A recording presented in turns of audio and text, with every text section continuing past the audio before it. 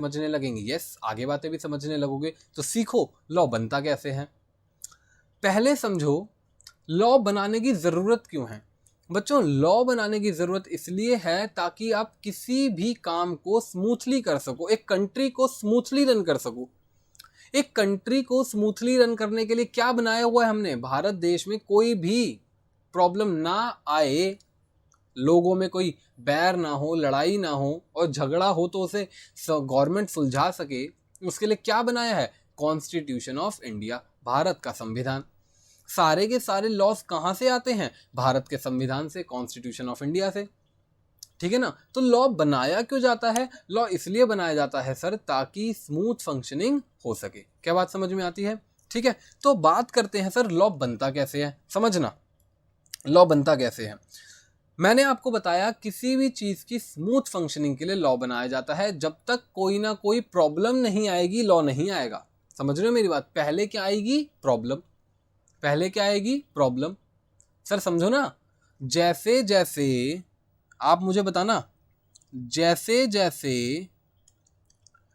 Computers आने लगे country में, मैं इंडिया की बात करूंगा, जैसे जैसे इंडिया में कंप्यूटर्स आए, इंटरनेट आया, यानी इन शॉर्ट कंप्यूटर टेक्नोलॉजी आए, क्या आपको लगता है इनसे जुड़ी कुछ प्रॉब्लम्स भी आई? यस सर, क्या प्रॉब्लम्स आई एक बार हमें बताओ।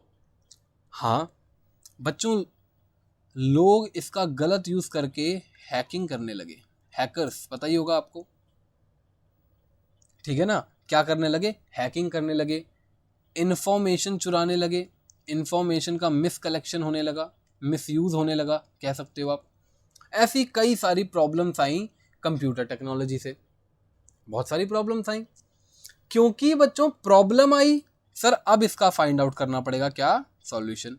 कभी ऐसा हो सकता है बिना प्रॉब्लम के सॉल्यूशन आ जाए? सर ऐसा तो हो ही नहीं सकता। सर कोरोना वायरस आया है इसलिए वैक्सीन की जरूरत है, पहले से ही वैक्सीन ले आते? नो। तो क्योंकि कुछ ना कुछ प्रॉब्लम आई कंप्यूटर टेक्नोलॉजी से, मैं बात कर रहा हूं कंप्यूटर टेक्नोलॉजी से आने की वजह से प्रॉब्लम्स आई ये, इसके अलावा भी बहुत सारी हैं। ऑनलाइन स्टॉकिंग हो गई, आप देखते हो ऑनलाइन स्टॉकिंग हो गई, ठीक है ना।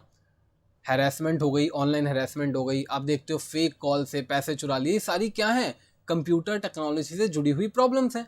तो इनके अब सॉल्यूशन फाइंड आउट करने पड़ेंगे। यस सर, किसी भी चीज के सॉल्यूशन फाइंड आउट करने के लिए कुछ कन्फाइनमेंट जोन बना दिए, कन्फाइनमेंट जोन बना दिए जाएं, जैसे कि रूल्स बना दिए जाएं। सब कोई वो रूल्स का पालन करेगा तो कोई दिक्कत आएगी नहीं, बोलो यस और नो। सब कोई उन रूल्स का क्या करेगा, उन रूल्स को फॉलो करेगा तो प्रॉब्लम आएगी ही नहीं। Yes sir. तो बच्चों उनसे जुड़े हुए क्या बना दिए गए, रूल्स। आप सबको पता है आज के टाइम में हर चीज के क्या है, हमारे रूल्स हैं, हर चीज के क्या है, हमारे रूल्स हैं, ठीक है ना। तो हमने क्या बना दिए, रूल्स बना दिए, ठीक है ना। हमने क्या बना दिए, रूल्स बना दिए। क्या अब ये लॉ बन गया? नो। सर रूल्स बनाएगा कौन, ये भी समझो। एक एक चीज बता रहा हूं, हालांकि मैं मानता हूं कि आप सबको ये चीजें आती होंगी, बट फिर भी जस्ट फॉर माई सेटिस्फेक्शन कि हम पहली क्लास से स्टार्ट कर रहे हैं तो हम सब कुछ पढ़ें।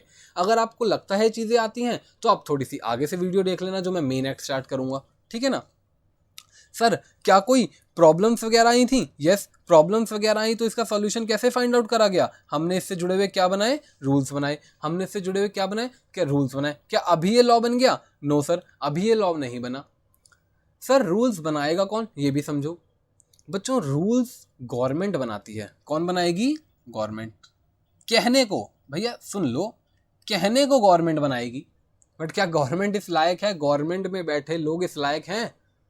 आपको लगता है कि जो गवर्नमेंट में हमने लोग चुने हैं वो इस लायक है? नो। बच्चों गवर्नमेंट की जो हमारी पार्टी होती है, जैसे मान लो इस टाइम पे बीजेपी है, तो बीजेपी पार्टी रूल्स नहीं बनाएगी। बच्चों बीजेपी में बैठे जो लोग पढ़े लिखे लोग हैं, या फिर कह लो गवर्नमेंट में हाई पोस्ट में बैठे हुए जो लोग हैं, पढ़े लिखे लोग, जैसे आईएएस ऑफिसर हो गए, बड़े बड़े सुप्रीम कोर्ट के जजेस हो गए, एडवोकेट्स हो गए, कंपनी सेक्रेटरीज हो गए, सीएस हो गए, सीडब्ल्यूएस हो गए, हम सब मिलकर ही क्या बनाएंगे, रूल्स बनाएंगे। बच्चों इन रूल्स को फ्रेम करने के बाद इनको एक ड्राफ्ट बिल के रूप में पेश करा जाएगा। ड्राफ्ट बिल, सबने रूल्स बना लिए, आपने बना लिए, उसने बना लिए, उसने बना लिए, उसने बना लिए, सबने रूल्स बना लिए और सबके रूल्स को एक ड्राफ्ट बिल में पेश कर दिया गया। कहां पेश करें सर? समझो इतना भी, ये हर एक चीज बता रहा हूं। इस ड्राफ्ट बिल को पार्लियामेंट के सामने पेश करा जाएगा। कहां पेश करा जाएगा? पार्लियामेंट। कहां पेश करा जाएगा? पार्लियामेंट। सर पार्लियामेंट क्या होती है? अब ये भी समझो, पार्लियामेंट भी मुझे समझाना पड़ेगा, ठीक है ना। पार्लियामेंट क्या होती है इसके लिए मुझे स्क्रॉल करना पड़ेगा। आप रुको, मैं आपको पार्लियामेंट भी समझाता हूं क्या होती है, समझना पार्लियामेंट क्या होती है। बच्चों बच्चों अगर बात करी जाए गवर्नमेंट की, तो गवर्नमेंट के दो जोन्स हैं, एक है सेंट्रल गवर्नमेंट, एक है स्टेट गवर्नमेंट। आप ये सब बात जानते हो। बच्चों सेंट्रल गवर्नमेंट के अंडर होता है पार्लियामेंट, इसे बोलते हैं पार्लियामेंट। बच्चों स्टेट गवर्नमेंट के अंदर होता है असेंबली। समझना, आप आज तक इन चीज़ों में कंफ्यूज ही रहते होगे। अगर आपने बहुत टेक्निकल स्टडी करी है पास्ट सेशंस में तो बहुत बढ़िया, वरना आप समझते रहो। ये चीज़ें पेपर में नहीं आती बट आपकी जनरल नॉलेज को रिफ्लेक्ट करती हैं। आप कितने अच्छे प्रोफेशनल बनोगे लाइफ में आगे चल के, वो रिफ्लेक्ट करती हैं। बच्चों सेंट्रल गवर्नमेंट की पार्लियामेंट के दो हाउसेस, एक है लोअर हाउस, एक है अपर हाउस। एक कौन सा है हमारा? Lower house. एक कौन सा है हमारा? Upper house. एक कौन सा है हमारा? Lower house. एक कौन सा है हमारा? Upper house. ठीक है ना, समझते रहना, आपको पूरी चीज बता रहा हूं, फिर वहां पे आऊंगा। बच्चों लोअर हाउस का नाम है, लोअर हाउस का नाम है लोकसभा। बच्चों अपर हाउस का नाम है राज्यसभा। बच्चों असेंबली में कोई हाउसेस नहीं होते, असेंबली का एक ही लेवल होता है जिसको बोलते हैं विधानसभा।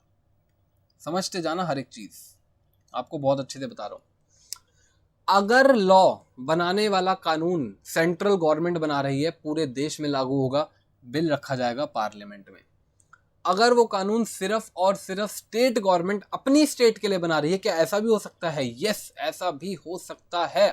अपने दायरे में रहकर स्टेट गवर्नमेंट भी लॉ बना सकती है और उस लॉ को पास कराना पड़ेगा असेंबली में। बट वो लॉ किसी भी तरह से पार्लियामेंट मतलब सेंट्रल गवर्नमेंट के लॉ से क्या नहीं होना चाहिए? कॉन्ट्ररी नहीं होना चाहिए, अपोजिट नहीं होना चाहिए, दायरे में होना चाहिए। यस, बना सकती है। तो मैं मान के चल रहा हूं कि ये लॉ जो है यहाँ पे जो मैं लॉ बनवा रहा हूँ वो पार्लियामेंट में बनवा रहा हूँ, मतलब पूरे देश में लागू होगा। ठीक, सेंट्रल गवर्नमेंट के दो houses, lower house upper house, Lok Sabha Rajya Sabha और यहाँ पे विधानसभा। हर 5 साल में स्टेट में इलेक्शंस होते हैं जिनको बोलते हैं विधानसभा इलेक्शंस। हर 5 साल में लोकसभा के इलेक्शंस होते हैं जिन्हें क्या बोलते हैं? पार्लियामेंट के इलेक्शंस। पार्लियामेंट में बैठने वाले लोग को चुना जाएगा, जैसे अभी 2019 में लोकसभा इलेक्शंस हुए थे। बच्चों इन लोकसभा के मेंबर्स को हम चुनते हैं। Members are elected by elections, यानी कि इन शॉर्ट कहो बाय जनरल पब्लिक। जीपी लिख देता हूं, जनरल पब्लिक। ठीक है जी, इनके मेंबर्स को कौन सिलेक्ट करता है? हम लोग सिलेक्ट करते हैं बाय जनरल पब्लिक। क्या यहां तक बात समझ में आती है? बच्चों हम इनके मेंबर्स को सिलेक्ट करते हैं लोकसभा के। लोकसभा के मेंबर्स फर्दर सिलेक्ट करते हैं किसके? राज्यसभा के मेंबर्स।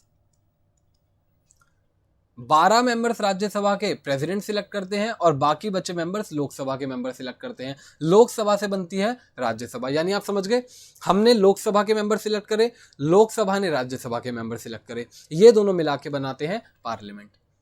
हम विधानसभा के मेंबर सिलेक्ट करते हैं, वो बनाते हैं असेंबली। क्या बात समझ में आती है? कोई डाउट? नो सर, आगे चलो। इतना मुझे आपको समझाना था। लोकसभा, राज्यसभा, विधानसभा। लोकसभा विधानसभा के 5-5 साल में इलेक्शन होते हैं, फिर लोकसभा के मेंबर्स राज्यसभा को इलेक्ट करते हैं। क्या बात समझ में आती है? ओके सर, अब वापस आ जाओ सर, अपने टॉपिक पर आ जाओ। मेन हम जो पढ़ा रहे थे, मैं जो आपको पार्लियामेंट बतानी थी क्या होती है वो मैंने आपको बता दी। अब आ जाओ मेन टॉपिक पर। सर तो पार्लियामेंट में इसे कहाँ रखा जाए? पार्लियामेंट में आपने बताया 2 हाउसेज होते हैं। यस, पार्लियामेंट के सबसे पहले हाउस में रखो लोकसभा। अगर आप थोड़ी बहुत न्यूज़ वगैरह देखते हो तो अभी आपने देखा होगा अमित शाह ने वो जो CAA citizenship amendment bill pass कराया है, सबसे पहले उसने पूरा दिन लगाकर उन्होंने पूरा दिन लगाकर लोकसभा में वो बिल पास कराया। लोकसभा में बिल पास कराने के बाद जब ये लोकसभा बिल क्या कर देगी, पास कर देगी, मेजॉरिटी लोग कह देंगे ओके सहमत हैं, फिर हम पहुंचेंगे कहाँ, राज्यसभा। जब राज्यसभा भी कह देगी हम भी सहमत हैं, हमें भी कोई दिक्कत नहीं है, ठीक है, अभी भी बना नहीं है, अभी भी काम बाकी है, अब फाइनली इस बिल को लेके जाना पड़ेगा प्रेसिडेंट्स अप्रूवल। प्रेसिडेंट्स के सिग्नेचर कह लो या प्रेसिडेंट्स अप्रूवल कह लो, प्रेसिडेंट साहब के पास ले जाना पड़ेगा। एक बार प्रेसिडेंट साहब के साइन हो गए तो ये बिल पास हो गया, समझ लो एक्ट बन गया।